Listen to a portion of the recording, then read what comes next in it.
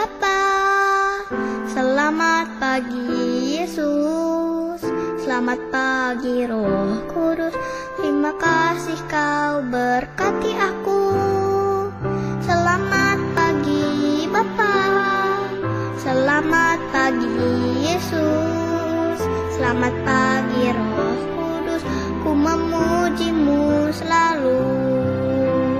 Pikiranku, ucapanku, perbuatanku, biarlah selalu senangkanmu, Yesus Tuhanku.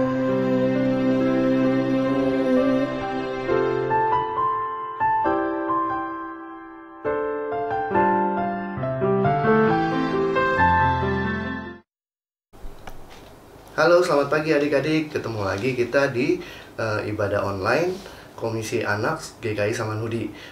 Udah lama ya nggak ketemu sama Koko. Buat adik-adik yang baru naik kelas, selamat naik kelas buat kalian. Dari kelas 3 naik kelas 4, kelas 4 naik kelas 5, kelas 5 naik kelas 6, dan yang kelas 6 sudah remaja sekarang. Yang kelas 6 kalau masih ikut kebaktian sekolah minggu nggak apa-apa. Tapi GKI Samanhudi juga punya komisi remaja. Jadi kalau misalnya kalian udah kelas 7, kalian boleh ikut tunas remaja di komisi remaja. Kalian boleh minta informasi ke guru-guru sekolah minggu atau kakak-kakak sekolah minggu yang kalian kenal. Buat adik-adik yang belum pernah ketemu Koko kenalan lagi ya. Nama Koko Steven. Kalau satu hari nanti kita ibadah sekolah minggu lagi, ketemu di gereja, kalian boleh panggil Ko Steve gitu ya. Oke, adik-adik semua dalam keadaan sehat, papa mama sehat, keluarga besar sehat. Ya, puji Tuhan kalau semuanya dalam keadaan sehat. Apa sih yang kalian lakukan begitu pertama kali kalian bangun tidur hari ini? Bersemangat untuk sekolah minggu? Sudah berdoa? Kalau sudah berdoa, jangan lupa setiap kali kalian mulai hari kalian, ucapkan syukur buat hari yang Tuhan beri buat kalian, buat hidup yang boleh kalian nikmati, buat segala sesuatu yang masih Tuhan berikan dalam kehidupan kita. Baik adik-adik, dengan bersukacita, mari kita siapkan hati kita. Kita mau pujian lagu pertama. Adik-adik, biasanya kalau kalian pujian diiringi kebanyakan dengan gitar, pernah juga dengan piano, pernah juga dengan biola ya. Hari ini kau akan mengiring kalian dengan alat musik kecil ini, namanya ukulele. Bentuknya mirip sama gitar, tapi bukan gitar mainan ya. Bedanya ukulele ini senarnya 4, gitar senarnya 6. Kecuali gitar senarnya putus 2, ntar berubah jadi ukulele ya. Tidak ya. Yuk kita pujian lagu pertama, judul lagunya Bapakku Datang Padamu.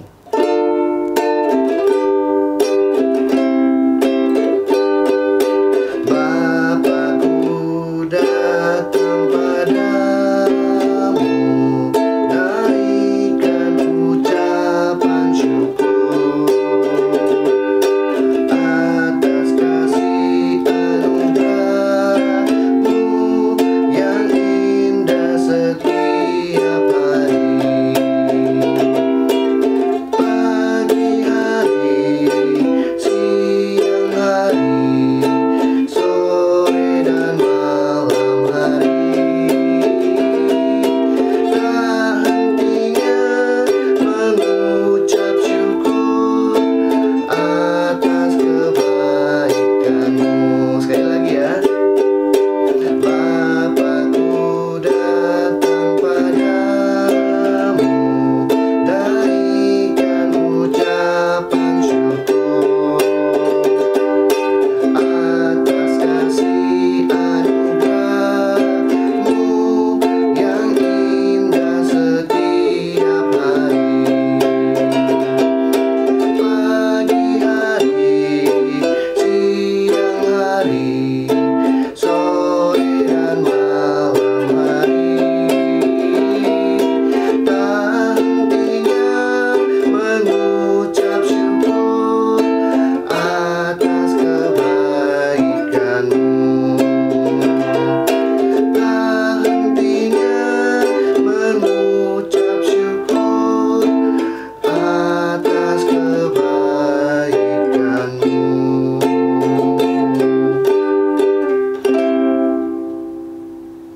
Adik-adik, sebelum kita mulai ibadah kita bersatu di dalam doa. Tuhan Allah Bapa yang bertatah di kerajaan surga, Bapa yang penuh kuasa baik setiap saat dan selalu setia akan janji Bapa. Terima kasih Bapa, kalau pada hari ini Bapa beri kami kesempatan untuk boleh lagi mengikuti ibadah sekolah minggu, bersekutu dengan teman-teman dan guru-guru sekolah minggu. Terima kasih ya Bapa buat waktu yang boleh kami peroleh. Bapa, ampunilah segala dosa kesalahan kami, supaya dosa tidak menjadi penghalang untuk kami boleh datang ke hadirat Bapa. Terima kasih ya Bapa. Kami juga berdoa buat Coach Stephen. Bapa berikan hikmat supaya boleh membimbing kami di ibadah sekolah minggu hari ini. Terima kasih ya Bapa. Kami siap untuk mengikuti ibadah sekolah minggu kami. Bapa berkati dari awal hingga akhir. Terima kasih Bapa, di dalam nama Tuhan Yesus kami berdoa dan mengucap syukur. Amin. Adik-adik, kau punya cerita nih. Pada satu hari kalian dengerin baik-baik ya. Ada satu orang kakek, dua orang bapak, dua orang anak, dan satu orang cucu. Kau ulang ya. Pada satu hari ada sebuah keluarga, ada seorang kakek, dua orang bapak, dua orang anak, dan satu orang cucu. Mereka mau pergi piknik, mereka mau pergi jalan-jalan. Dari rumah mereka udah mempersiapkan makanan untuk dibawa ke di taman tempat di mana mereka mau piknik. Begitu sampai di taman tersebut, mereka membuka bawaan dari rumah itu. Ternyata isi di dalamnya hanya ada 3 buah apel. Apelnya hanya ada 3. Gimana cara membagi apel ini buat sekeluarga ini? Apelnya hanya ada 3 ya. Ingat, tadi yang pergi siapa? Kakeknya 1, bapaknya 1, bapaknya 2, anaknya 2, cucunya 1. Apelnya cuma 3. Coba adik-adik pikir, bagaimana cara membagi supaya semua orang bisa makan apel tersebut yang hanya ada 3? Adik-adik tahu jawabannya? Kau kasih tahu jawabannya. Jawabannya adalah masing-masing dapat 1. Loh, kok bisa ya? Iya, apelnya 3. Orangnya ada berapa? 6. Salah, orangnya ada 3. Coba lihat ya. Kakeknya 1, bapaknya 2, anaknya 2, cucunya 1. Sebenarnya orangnya hanya ada 3. Ada kakek, ada ayah, ada bapak, ada anak. Kakeknya 1 kan? Ada bapak, bapaknya 1. Tapi ingat, kakek ini adalah bapaknya dia. Dia adalah bapaknya dia. Berarti bapaknya ada berapa? Ada 2. Dia bapaknya dia bapaknya dia. Ada 2 kan bapaknya? Anaknya juga sama, ada 2. Dia, anaknya dia. Dia, anaknya dia. Berarti anaknya ada berapa? Ada 2. Dan ini cucunya dia. Ini kakek, ini bapak, ini cucu. Ya, adik-adik paham ya? Jadi adiknya orangnya ada 3, jadi masing-masing dapat 1. Kalau kalian masih kurang paham, nanti kalian boleh tanya ke papa atau mama kalian yang ikut menonton. Ya, kalau adik-adik pernah nggak pergi piknik sekeluarga besar? Ada opa, oma, papa, mama, kakak, adik, semuanya ikut. Pernah? Zaman dulu itu kalau piknik itu sesuatu yang sangat menyenangkan sekali. Biasanya dilakukan kalau misalnya cuma hari libur besar atau hari-hari khusus lainnya. Jadi sekali kumpul rasanya seneng sekali gitu ya. Kalau lagi sekarang, masa sekarang udah pandemi, udah hampir berapa bulan ya? 4, 8, hampir 17, 18 bulan pandemi. Kita mau kemana-mana aja susah. Sekarang mau pergi ke mall aja nggak bisa karena lagi PPKM. Jadi semuanya harus kumpul di rumah. Tapi kita lihat sisi positifnya. Kalau sebelumnya kumpul di rumah itu cuman yang anaknya main, papanya nonton, opa omanya ngobrol sendiri. Sekarang setiap hari kalian ketemu, setiap hari kalian bisa ngobrol, setiap hari kalian bisa berkumpul, berbincang-bincang, main atau bahkan dan lain sebagainya. Karena nggak ada tempat pilihan kemana-mana. Makan bareng di rumah, main bareng di rumah, nonton bareng di rumah, bahkan belajar juga mungkin di rumah dibantuin oleh papa, mama, dan opa, oma. Ya, itu sisi baiknya. Paling nggak kalian merasa bersyukur kalian punya keluarga besar yang masih mendukung kalian di dalam keseharian kalian belajar, bermain, atau bahkan beribadah seperti sekarang. Yuk, kalau ajak kalian untuk pujian lagu nomor 2, Ku Cinta Keluarga Tuhan. Adik-adik, pujian kita yang kedua judulnya Ku Cinta Keluarga Tuhan.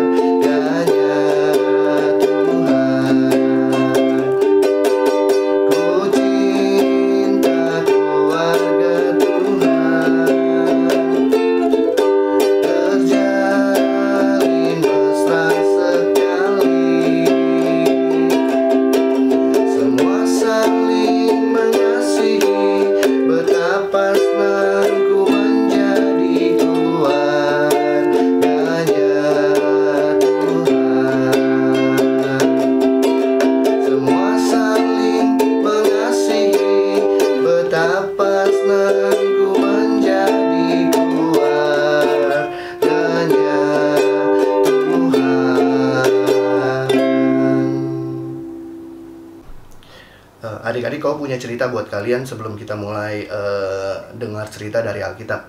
Ada dua orang bersaudara, ada kakaknya, ada adiknya. Mereka cuma tinggal berdua doang, tinggal berdua. Mereka hidup rukun sekali. Jadi adik sayang dengan kakak, kakak sayang dengan adik. Mereka udah yatim piatu ya, jadi tinggal berdua doang. Si adik belum menikah, si kakak sudah menikah. Setiap hari pekerjaan mereka adalah petani. Jadi setiap hari mereka menggarap sawah keluarga secara bersama. Jadi pokoknya mereka ngurusin bersama deh, saling dukung, saling bantu satu sama lain. Mereka saling menyayangi. Nah, pada waktu hari panen, mereka panen bersama. Adik dan kakak itu tinggalnya berbeda ya. Adiknya tinggalnya di sini, kakaknya tinggalnya di sini. Jadi tinggalnya walaupun nggak bareng, tapi nggak terlalu berjauhan, nggak terlalu berdekatan juga. Masing-masing rumah itu ada lumbung. Kalau adik-adik belum pernah dengar kata lumbung, lumbung itu tempat, dia mirip kayak gudang kecil, bentuknya kayak rumah kecil. Kegunaannya hanya untuk menyimpan hasil panen. Padi lah, beras lah. Kalau kalian nggak pernah lihat lumbung, kalian boleh cari di internet nanti. Kebanyakan adanya di pedesaan ya. Kalau di perkotaan sih nggak mungkin ada lumbung. Nah, kalau lanjutin ceritanya. Waktu mereka setelah panen, masing-masing membagi hasil panen itu dua. Si adik menyimpan di lumbungnya, si kakak menyimpan di lumbungnya. Nah, pada malam hari tiba. Adiknya lagi mau tidur, dia pikir seperti ini. Kakak saya sudah menikah, dia tinggal dengan istrinya. Saya hanya tinggal sendiri. Hasil panen begitu berlimpah buat kami. Saya nggak perlu banyak seperti ini hasil panennya. Saya mau bagi buat kakak saya. Tapi kalau dikasih seperti itu dia pasti nggak mau. Jadi saya mau diem-diem aja kasihnya. Terus adik itu turun dari rumahnya, dia ke lumbungnya, dia masukin hasil panennya ke dalam gerobak, terus dia kirim ke lumbung kakaknya. Dia buka lumbung kakaknya, dimasukin hasil panennya, dia balik lagi dengan hati gembira karena dia bisa membagi buat kakaknya. Nah, ternyata setelah adiknya pulang ke rumah, kakaknya punya pikiran yang sama. Pada malam itu juga, setelah adiknya balik lagi ke rumahnya, kakaknya ngobrol sama istrinya. Oh, istriku, kita beruntung ya bisa tinggal berdua. Kamu jagain saya jagain kamu. Tapi adik saya kasihan, dia belum menikah. Gimana kalau hasil panen ini kita kasih sebagian buat dia supaya dia juga senang. Istrinya bilang, oh iya baik, kita kasih aja hasil panennya buat adik kamu sebagian. Akhirnya si kakaknya turun ke rumahnya, masuk ke lumbungnya, dimasukin lagi ke gerobaknya sebagian daripada panennya itu. Lalu dia ke lumbung adiknya, dia taruh hasil panen itu, terus dia pulang lagi dengan hati gembira. Besok paginya begitu mereka balik lagi ke lumbungnya, loh kok aneh ya, si adik merasa semalam saya udah kasih kakak saya kok kayaknya nggak berkurang ya. Si kakaknya juga sama, loh kok aneh ya, perasaan semalam saya udah kasih ke adik saya kok nggak berkurang juga ya. Mungkin waktu kakaknya kasih lagi ke adiknya, dia nggak ngeliat itu lebih banyak atau lebih sedikit karena udah malam ya. Akhirnya malam kedua si adik bilang, aduh sepertinya kemarin malam saya kasih terlalu sedikit buat kakak saya, makanya kok lumbung saya masih banyak aja isinya. Akhirnya dia bilang, saya mau kasih lagi ke kakak saya. Dia isi lagi gerobaknya lebih banyak dari kemarin. Dia pergi lagi ke lumbung kakaknya, ditaruh lagi di sana. Dia balik lagi dengan hati sukacita. Kakak sama istrinya juga ngomong, istriku, kelihatannya kemarin kita kasih adik saya terlalu sedikit ya. Habis kelihatannya isi di lumbung kita tetap masih banyak. Istrinya bilang, ya udah kasih lebih banyak dari kemarin aja. Akhirnya kakaknya turun lagi ke lumbungnya, diisi lagi gerobaknya dengan lebih banyak dari kemarin. Dia balik lagi taruh di lumbung adiknya. Ternyata mereka saling kasih lagi, dan lumbung itu pasti nggak berkurang. Mereka pulang dengan sama-sama sukacita dan nggak tahu apa yang terjadi.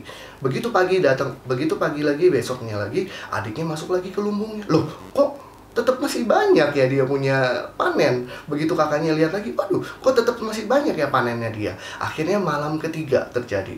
Begitu malam 3 terjadi, adiknya pikir, hari ini saya mau kasih yang paling banyak buat kakak saya supaya dia senang. Ternyata saat yang bersamaan kakaknya juga bilang istrinya, hari ini juga saya mau kasih adik saya yang terbanyak lagi, lebih banyak dari 2 malam sebelumnya. Akhirnya mereka sama-sama turun ke lumbung mereka sama-sama isi gerobak mereka ketemu di tengah. Begitu ketemu di tengah, mereka tertawa dan mereka tahu apa yang terjadi. Si adik mengasihi kakak, kakak mengasihi adik, sama-sama kasih. Jadi nggak ada yang berkurang.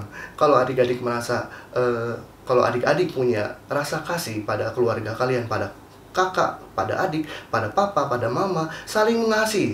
Si papa mengasihi mama, mama mengasihi papa, papa mengasihi anak, anak mengasihi papa mama, anak mengasihi saudara. Kita akan merasa sangat terberkati. Kita akan merasa kasih kita nggak pernah berkurang. Apalagi kasih dari Tuhan Yesus juga buat keluarga kalian. Ya, adik-adik, jangan pernah ngerasa iri, ngerasa oh saya kok nggak terlalu disayang sama papa, saya nggak terlalu disayang sama mama. Banyak loh anak-anak yang merasa seperti itu. Dan hati-hati, dalam cerita Alkitab yang akan kita baca berikut setelah ini, ada sekeluarga besar yang punya kakak, punya adik, anaknya banyak banget.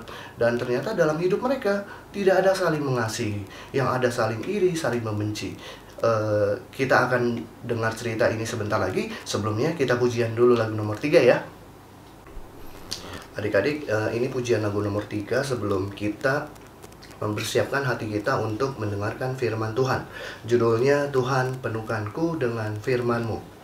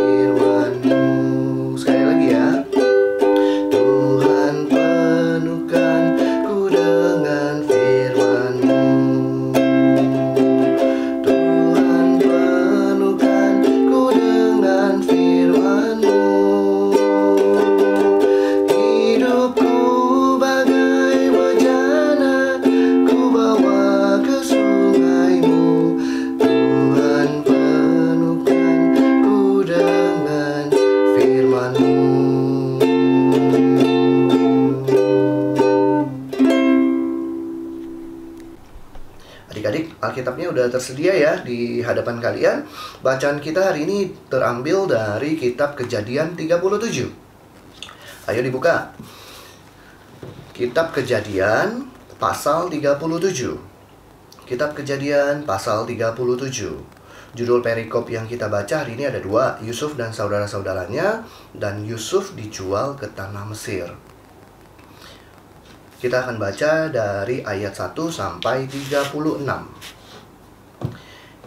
Ya, Alkitab terbuka di hadapan kita, di hadapan adik-adik semua. Sebelum kita mulai membaca firman Tuhan, kita mau minta pertolongan dari Tuhan. Kita bersatu di dalam doa. Tuhan Allah Bapa yang bertata di kerajaan surga, Bapa yang penuh kuasa, baik setiap saat, dan selalu setia akan janji Bapa. Terima kasih Bapa, kalau pada saat sebentar kami boleh menikmati firman Tuhan melalui cerita. Terima kasih Bapa buat waktu yang boleh kami peroleh. Kami berdoa buat Ko Stephen, supaya Bapa berkati Ko Stephen, berikan hikmat, supaya apa yang keluar daripada dia berasal dari Bapa saja. Roh Kudus juga bimbing kami supaya kami boleh mengerti dan memperhatikan dengan baik firman Tuhan ini. Terima kasih Bapa, kami siapkan mata kami yang melihat, telinga kami yang mendengar, dan hati kami yang bersuka cita.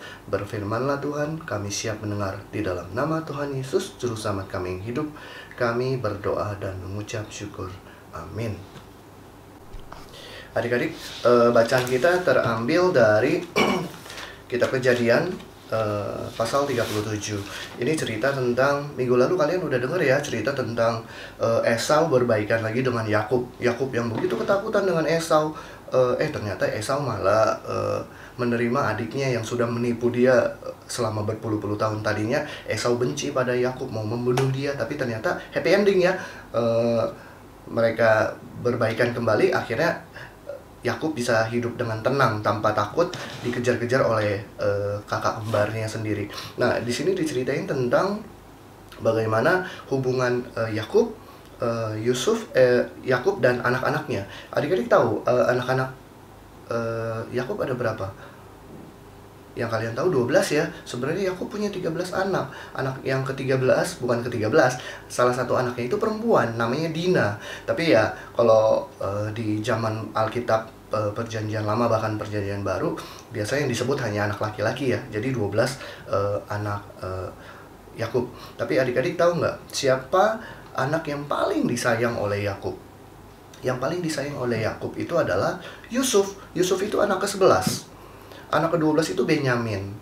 Jadi kenapa Yusuf bisa sayang sekali dengan Yakub bisa sayang sekali dengan Yusuf? Karena yang pertama, Yakub itu paling cinta dengan istrinya yang namanya Rahel. Nah, Rahel itu punya anak terakhir setelah anak-anak yang lain lahir banyak dari istri Yakub. Yakub punya 2 istri ya, Lea dengan Rahel, dan ada budaknya Bilha dan Zilpa. Nah, tapi Rahel itu punya anak yang ke-11 dan ke-12, dan itu di masa tuanya si Yakub. Jadi nggak lama setelah Benyamin lahir bahkan Lea meninggal. Rahel meninggal dunia. Makanya kenapa si Yakub itu begitu sayangnya dengan Yusuf. Dan adik-adik kira-kira tahu nggak berapa usianya si Yakub waktu si Yusuf lahir? Kau bantuin kalian untuk tahu ya usianya. Sekarang kita buka ya. Yang tadi Kejadian pasal 37 tetap dibuka ya. Pasal 37 tetap dibuka. Sekarang kita buka Kejadian pasal 47. Kejadian pasal 47 ayat ke-9. Kejadian pasal 47 ayat ke-9. Kau bacain untuk kalian ya. Ini waktu Yakub ketemu dengan Firaun setelah keluarganya pindah. Nanti kalian akan dengar berapa minggu ke depan. Jawab Yakub kepada Firaun, "Tahun-tahun pengembaraanku sebagai orang asing berjumlah 130 tahun." Jadi waktu Yakub pindah ke Mesir ketemu Firaun, umurnya 130. Ingat ya, umurnya 130. Nah, sekarang kita mundur. Kejadian 45 ayat 6. Kejadian 45 ayat 6. Karena setelah 2 tahun ada kelaparan dalam negeri ini, dan selama 5 tahun tidak lagi orang tidak akan karena telah 2 tahun ada kelaparan dalam negeri ini, dan selama 5 tahun lagi orang tidak akan membajak atau menuai. Ini waktu Yusuf ketemu saudara-saudaranya, dan itu terjadi 2 tahun masa kelaparan. Jadi waktu Yusuf jadi penguasa di Mesir, dia lihat ada mimpi ya. Jadi ada 7 tahun masa subur, 7 tahun masa kering. Jadi 7 tahun masa subur udah terlalui, 7 tahun. Jadi 2 tahun masa kelaparan sudah terlampaui juga. Jadi masih ada 5 tahun. Jadi udah 9 tahun sejak Yusuf jadi penguasa ya. 7 tahun masa subur, 2 tahun masa kelaparan, masa kekeringan. Sekarang kita balik ke Kejadian 41. Kejadian 41 ayat ke-46. Kejadian 41 ayat 46. Aku bacakan untuk kalian. Yusuf berumur 30 tahun ketika ia menghadap Firaun. Jadi Yusuf berumur 30 tahun waktu menghadap Firaun. Waktu dia ketemu Firaun, Firaun kasih dia jabatan. Umur Yusuf 30. Jadi setelah dia jadi penguasa 30 tahun, 7 tahun masa kemakmuran, berarti 37 tahun. Ditambah 2 tahun masa kelaparan, umur Yusuf 39. Umur Yusuf 39. Waktu kelaparan 2 tahun, dia ketemu saudaranya. Dia bilang, "Ayo panggil papa kita, si Yakub, untuk datang." Begitu Yakub datang, umurnya 130. Jadi bisa ketahuan, waktu Yusuf lahir, umur Yakub 130 kurang 39. Jadi umurnya Yakub waktu Yusuf lahir 91 tahun. Bisa kalian bayangin, kakek-kakek umur 91 tahun punya anak dari istri kesayangannya dia. Bisa bayangin betapa sayangnya dia dengan Yusuf. Betapa sayangnya dia dengan Yusuf. Makanya Yusuf dari kecil pasti udah dimanjakan, dibelikan ini, dibelikan itu, dikasih ini, dikasih itu. Karena begitu sayangnya Yakub kepada Yusuf. Boleh nggak orang tua seperti ini? Ya, kita nggak bisa menghakimi ya. Boleh aja kalau misalnya ada orang tua yang memang sayang dengan anak yang lebih nggak terlalu nakal atau anak yang baik. Tapi kalau berlebihan, ini akan mengakibatkan kecemburuan dari saudara-saudara lain. Sampai pada satu saat Yakub memberikan sebuah jubah maha indah. Di Alkitab kita lihat ya, Kejadian 37 bacaan kita hari ini. Ke ayat bacaan kita ke 37 ayat ke-3. Israel lebih mengasihi Yusuf dari semua anaknya yang lain, sebab Yusuf itulah anaknya yang lahir pada masa tuanya, 91 tahun, dan ia menyuruh membuat jubah yang maha indah bagi dia. Ini kalau di bahasa Indonesia, Alkitab bahasa Indonesia diterjemahkan jubah yang maha indah. Tapi kalau di Alkitab bahasa Inggris disebutnya colorful atau beautiful, jadi indah atau berwarna-warni. Kalau di bahasa Indonesia agak lebay ya, maha indah gitu. Tapi sebenarnya jubahnya warna-warni dan sangat-sangat bagus. Adik-adik tahu nggak kenapa itu sangat bagus? Karena mahal. Zaman dulu paling murah ya pasti jubah warna putih ya, nggak usah dikasih warna-warni. Tapi jubah yang paling mahal waktu di zaman Perjanjian Lama itu jubah warna ungu. Makanya kenapa jubah warna ungu itu khusus spesial dipakai untuk imam-imam, bahkan juga untuk raja. Ingat waktu Tuhan Yesus mau disalib, perwira-perwira ngeledekin dia, inilah raja orang Yahudi, dikasih dia jubah warna ungu. Atau ada juga di Kitab Para Rasul, ada seorang perempuan kaya namanya Lydia, dia penjual kain ungu, spesifik dikasih tahu kain ungu. Kenapa? Karena dia kaya. Dia kaya karena menjual warna khusus, warna-warni. Jadi kira-kira bajunya si Yusuf itu warna-warni dan bagus sekali. Dan ini mengakibatkan kecemburuan dari kakak-kakaknya. Kita lihat ayat keempat. Setelah dilihat oleh saudara-saudaranya bahwa ayahnya lebih mengasihi Yusuf dari semua saudaranya, maka bencilah mereka itu kepadanya dan tidak mau menyapa dengan ramah. Jadi saudara-saudaranya itu dari pertama iri, setelah itu jadi cemburu, benci akhirnya. Udah benci, nggak mau diajak ngomong sama sekali. Saat ini usia mereka sebenarnya udah tua semua. Bayangin, Yusuf aja sekarang umurnya berapa? Kita lihat ayat kedua. Inilah riwayat keturunan Yakub. Yusuf tatkala berumur 17 tahun. Jadi 17 tahun juga udah masa remaja, masa pra-dewasa ya. Jadi Yusuf sendiri bukan anak-anak lagi, tapi udah dewasa. Kakak-kakaknya pasti udah lebih tua lagi dan bahkan udah punya anak. Tapi udah tua seperti itu pun masih bisa merasakan, oh papanya lebih sayang sama adiknya. Jadi kita ngiri nih, jadi mereka benci, nggak mau ngomong sama dia. Tapi ada lagi yang bikin mereka tambah benci sama dia. Kenapa? Karena perkataan-perkataan Yusuf. Kenapa? Karena Yusuf itu suka bermimpi, bukan suka bermimpi. Dia bermimpi dan menceritakan pada saudara-saudaranya. Kita coba lihat ayat ke-7. Ayat ke-6 dulu. Karena katanya kepada mereka, coba dengarkan mimpi yang kumimpikan ini. Tampak kita sedang di ladang mengikat berkas-berkas gandum. Lalu bangkitlah berkasku dan tegak berdiri. Kemudian datanglah berkas-berkas kamu sekalian mengelilingi dan sujud menyembah kepada berkasku. Begitu dengar cerita seperti itu, saudara-saudaranya marah. Lalu saudara-saudaranya berkata kepadanya, apakah engkau ingin menjadi raja atas kami? Apakah engkau ingin berkuasa atas kami? Maka makin bencilah mereka kepadanya karena mimpinya dan perkataannya itu. Udah disayang sama papanya lebih daripada mereka, mereka iri dan benci. Ditambah lagi perkataan dia dari mimpinya dia, makin bencilah mereka pada dia. Makin bencilah mereka pada dia. Dan ada lagi kejadian pula, mimpi dia yang kedua, dan dia ceritain sekarang bukan hanya pada saudaranya, tapi juga pada bapaknya juga, dan saudara-saudara semuanya. Ayat ke-9, lalu aku bermimpi pula, tampak matahari, bulan, dan 11 bintang sujud menyembah kepadaku. Setelah hal ini diceritakan pada ayah dan saudara-saudaranya, maka ia ditegur oleh ayahnya. Mimpi apa itu mimpimu?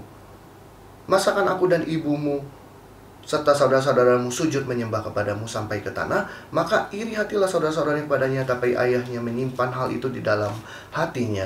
Jadi banyak hal yang membuat saudara-saudaranya dari iri jadi benci, makin benci, tambah benci. Jadi karena kejadiannya memang seperti itu. Dan Yusuf itu benar-benar bermimpi hal yang terjadi gitu. Dia cuma menceritakan, ini mimpi saya seperti ini loh, mimpi saya seperti ini loh. Tapi saudara-saudaranya bisa kira-kira, oh mimpi ini artinya seperti ini ya. Apalagi Yakub. Yakub itu bahkan pernah berjumpa sendiri dengan Tuhan dan bergumul dengan Tuhan. Kira-kira Yakub tahu nggak maksud Tuhan dalam mimpinya dia? Mestinya Yakub tahu, makanya Yakub menyimpan hal itu di dalam hatinya. Dia nggak ceritain ke adik-adiknya, anak-anaknya semua, ini loh maksud adik kamu seperti ini. Tapi Yakub diam aja. Dia nggak ngomong apa-apa. Mungkin juga dia pengen tahu seperti apa mimpi itu nanti ke depannya. Nah, setelah itu kejadian yang mau ditekankan di cerita hari ini. Yusuf ayat ke-12. Yusuf dijual ke tanah Mesir. Kau bacakan untuk kalian, kita baca sama-sama juga ya. Pada satu kali pergilah saudara-saudaranya mengembalakan kambing domba ayahnya dekat Sikem. Lalu Israel berkata kepada Yusuf, Israel itu Yakub ya, bukankah saudara-saudaramu mengembalakan kambing domba dekat Sikem? Marilah engkau kusuruh kepada mereka. Saud Yusuf kepadanya, ya Bapak. Kata Israel kepadanya, pergilah engkau melihat apakah baik keadaan saudara-saudaramu dan keadaan kambing domba, dan bawalah kabar tentang itu kepadaku. Lalu Yakub menyuruh dia dari lembah Hebron, dan Yusuf pun sampailah ke Sikem.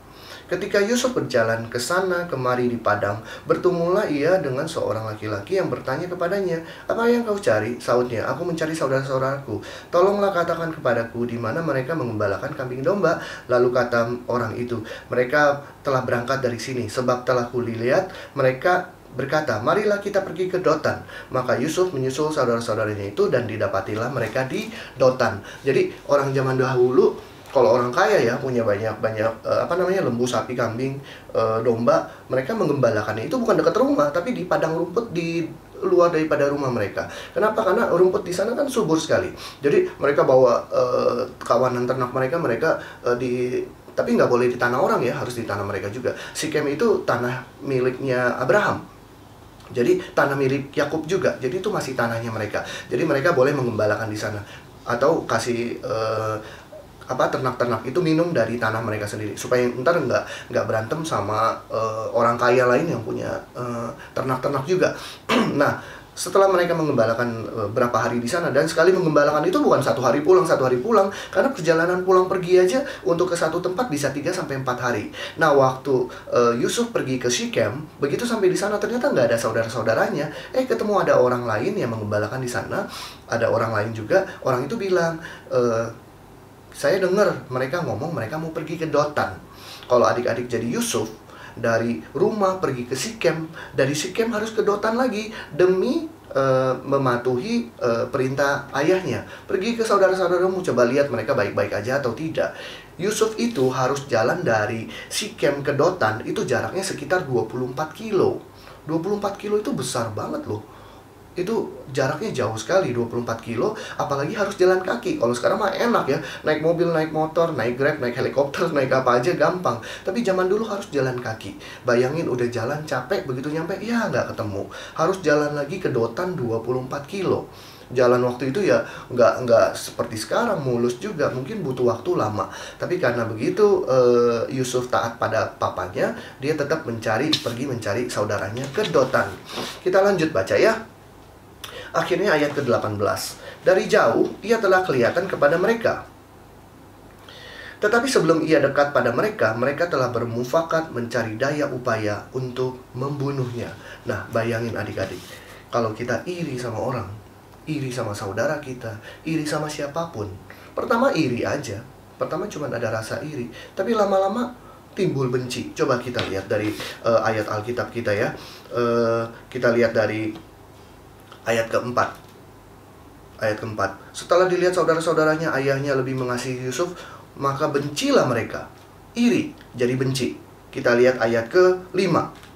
Pada suatu kali bermimpilah Yusuf, lalu mimpinya diceritakan kepada saudaranya. Sebab itulah mereka lebih benci lagi. Iri, benci, lebih benci. Kita lihat ayat ke-8b.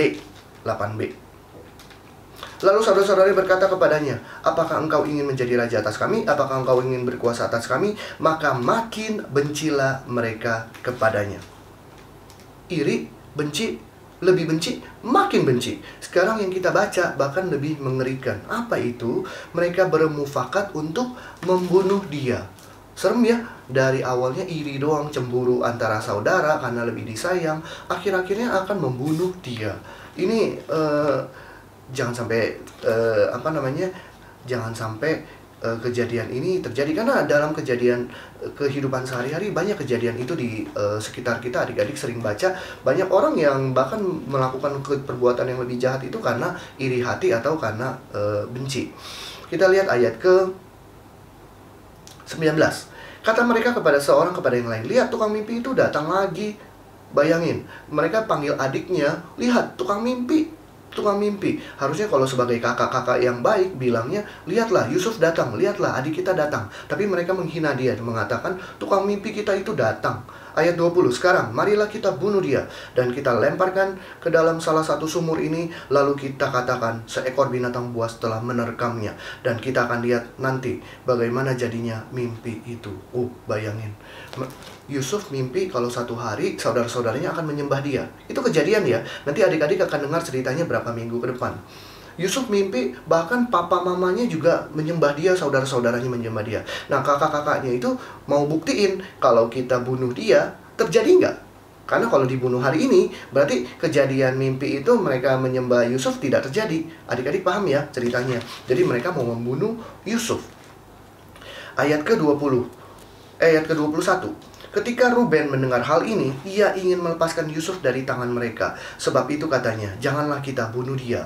Ruben itu adalah anak sulung, anak paling pertama dari Yakub. Jadi Yusuf anak paling tua ya, jadi koko paling besar, kakak yang paling besar. Lagi kata Ruben kepada mereka, janganlah tumpahkan darah, lemparkan dia ke dalam sumur yang ada di padang gurun ini. Tetapi jangan apa-apakan dia. Maksudnya hendak melepaskan Yusuf dari tangan mereka dan membawanya kembali kepada ayahnya. Bayangin, dari 11 saudaranya, bukan 11, karena Benyamin gak ikut ya. Jadi anaknya Yusuf 12, anaknya Yakub 12, yang pergi mengembalakan cuma kakaknya Yusuf aja, berarti 10 orang. Kakaknya yang paling gede, Ruben, mau melepaskan si Yusuf. Jangan bunuh dia, karena dia juga khawatir. Dia juga khawatir nanti papanya kenapa-napa, atau bahkan khawatir pada diri dia sendiri ya. Ntar kalau bapaknya marah sama dia gimana ya. Jadi dia melawan 9 saudara-saudaranya lagi yang lain. Ayat ke-23, baru saja Yusuf sampai kepada saudara-saudaranya, mereka pun menanggalkan jubah Yusuf, jubah maha indah yang dipakainya itu. Wah, inilah salah satu akar dari kebencian mereka. Jubah maha indah itu ditanggalkannya, lalu mereka membawa dia dan melemparkan dia ke dalam sumur. Sumur itu kosong, tidak ada airnya.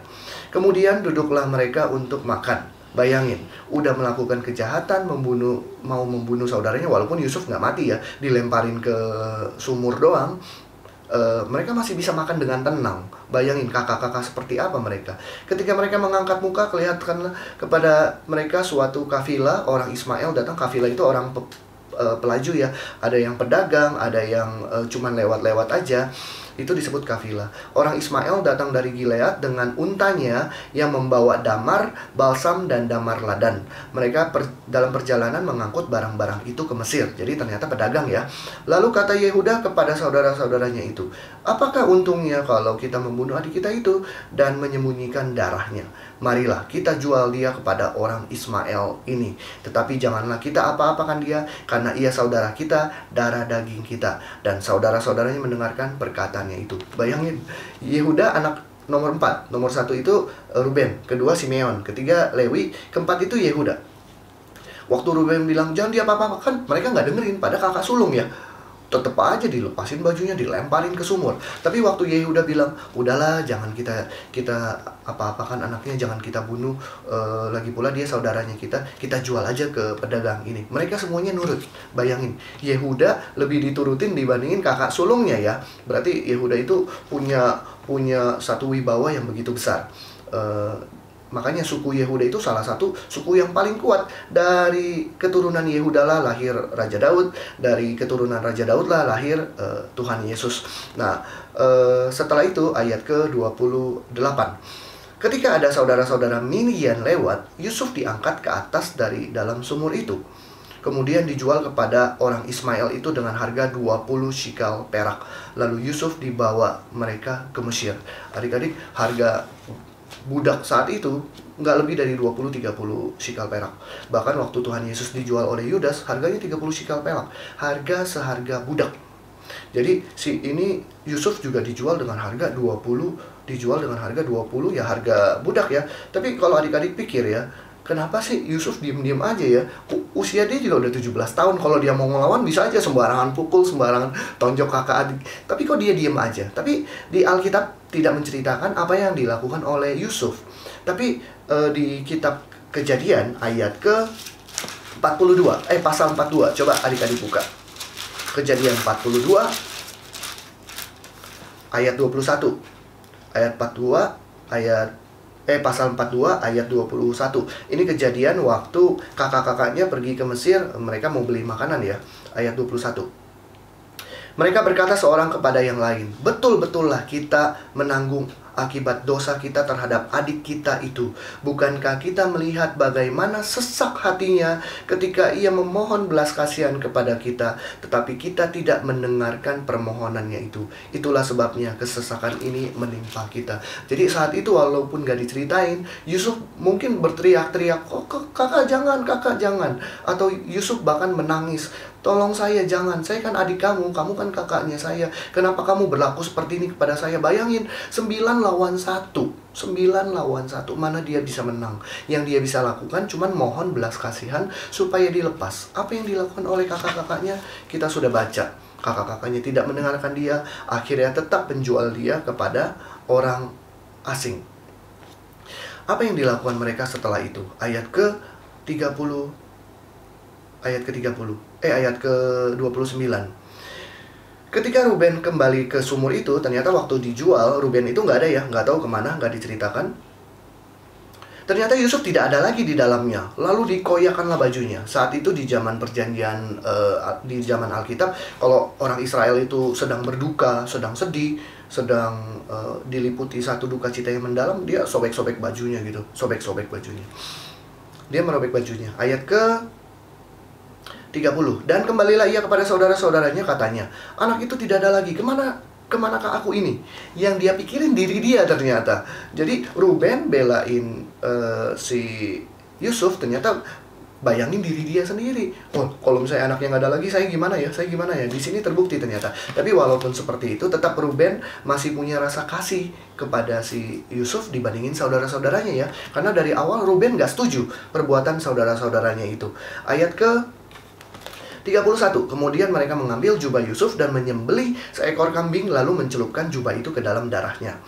Jubah maha indah itu mereka suruh antarkan kepada ayah mereka dengan pesan, "Ini kami dapati, silahkan Bapak periksa apakah jubah ini milik anak Bapak atau tidak." Ketika Yakub memeriksa jubah itu, ia berkata, "Ini jubah anakku, jubah buas binatang buas telah memakannya. Tentulah Yusuf telah diterkam." Jadi bayangin, si Yakub yang begitu sayangnya pada Yusuf dikasih jubah yang dihadiahkan kepada Yusuf dengan berlumuran darah. Jadi dia sedih sekali, dia kaget.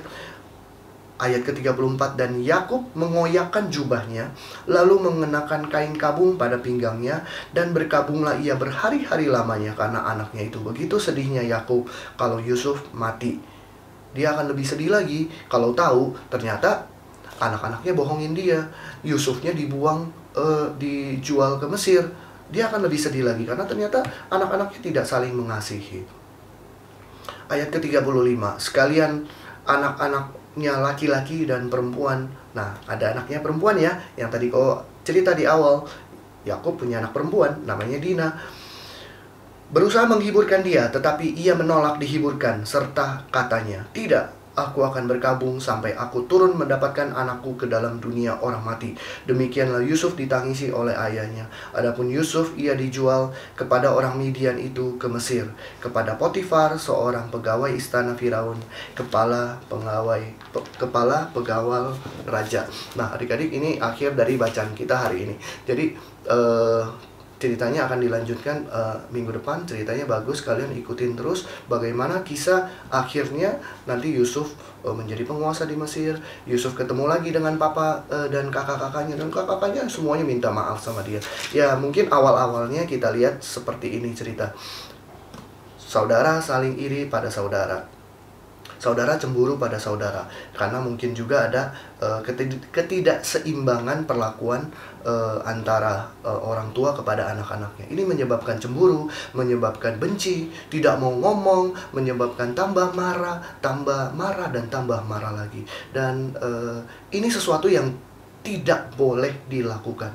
Ini sesuatu yang memang bahkan Tuhan Yesus mengajarkan, kasihilah musuh-musuhmu dan doakanlah mereka yang menganiaya kamu. Apalagi saudara kita gitu loh, apalagi saudaranya kita. Kalau ada saudara kita yang mungkin memang adik kita, kakak kita yang lebih disayang sama orang tua, ya udah, kenapa memangnya? Bisa aja mereka memang nggak nakal. Coba kalian lihat diri kalian sendiri, kalian nakal nggak?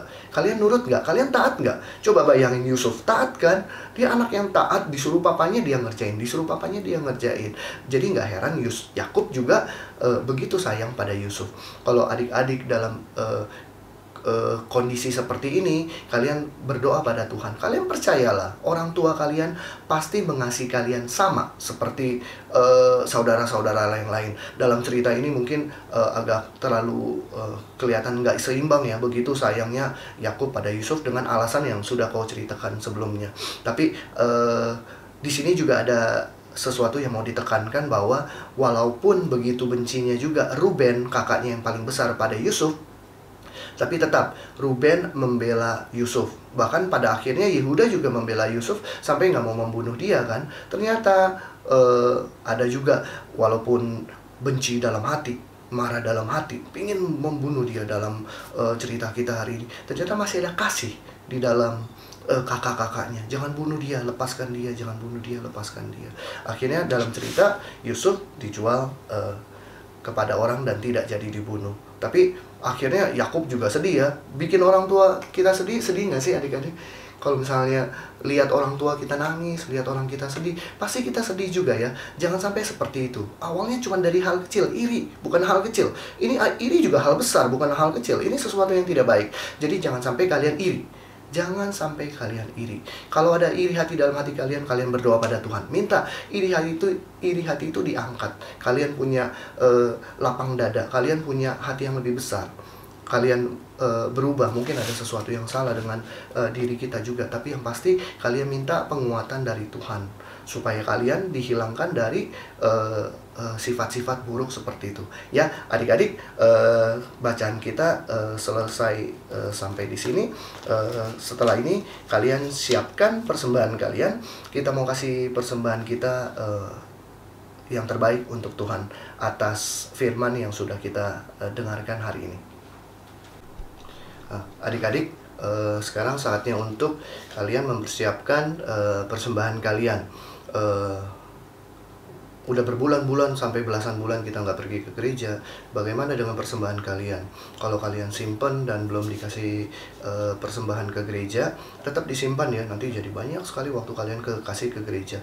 Tapi ada banyak juga adik-adik yang sudah nitip ke papa sama mama dan mereka memberikannya ke gereja. Tapi itu terserah adik-adik. Yang penting setiap minggu siapkan persembahan kalian yang terbaik buat Tuhan sebagai tanda syukur kalian. Ya, kita pujian lagu nomor 3. Sambil kalian mempersiapkan persembahan kalian, kita pujian lagu persembahan ini. Beri persembahan pada Tuhanku, sambil puji Yesus juru selamatku. Beri persembahan pada Tuhanku, sambil puji Yesus juru selamatku. Sekali lagi. Beri persembahan pada Tuhanku, sambil puji Yesus juru selamatku. Adik-adik, sebelum kita menutup ibadah kita bersatu di dalam doa. Tuhan Allah Bapa yang bertata di kerajaan surga, Bapa yang penuh kuasa, baik setiap saat dan selalu setia akan janji Bapa. Terima kasih Bapa kalau saat sebentar hari ini kami boleh bersekutu, menaikkan pujian buat Bapa, mendengarkan firman, juga memberikan persembahan kami yang terbaik buat Bapa. Terima kasih Bapa buat hari ini kami boleh bersukacita, boleh mengikuti ibadah sekolah minggu. Terima kasih ya Bapa. Kalau sebentar kami juga berdoa juga untuk pelajaran-pelajaran kami di sekolah. Bapak lancarkan segala sesuatunya, peralatan yang kami pakai setiap harinya, komputer, wifi, dan lain sebagainya. Biarlah boleh menjaga kami dalam belajar. Kami juga berdoa untuk kesehatan keluarga kami, kesehatan papa, mama, kakak, adik, dan opa, oma, semua orang yang di dalam keluarga kami. Bapak jaga kesehatan kami semua, pelihara kami semua satu persatu. Terima kasih ya Bapak. Kalau sebentar kami mau berpisah satu sama lain, Bapak jaga keseharian kami dan tetap berkati kami hari lepas hari. Terima kasih ya Bapak. Terpujilah nama Bapa, di dalam nama Tuhan Yesus, Juru Selamat kami yang hidup. Kami berdoa dan mengucap syukur. Bapa, terima kasih. Bapa, terima kasih. Bapa, terima kasih. Bapa di dalam surga, puji terima kasih. Amin. Adik-adik, ibadah kita selesai sekarang ya. Tapi ingat, setiap selesai ibadah, kalian nanti akan diberikan aktivitas untuk kalian kerjakan. Kalau udah selesai, kalian boleh kirim lagi ke grup WA kalian masing-masing atau grup lain ke guru sekolah minggu kalian. Selamat mengerjakan aktivitas kalian ya. Selamat hari Minggu. Sampai ketemu minggu depan dengan cerita yang lain dengan guru-guru sekolah minggu yang berbeda. Yuk, dadah.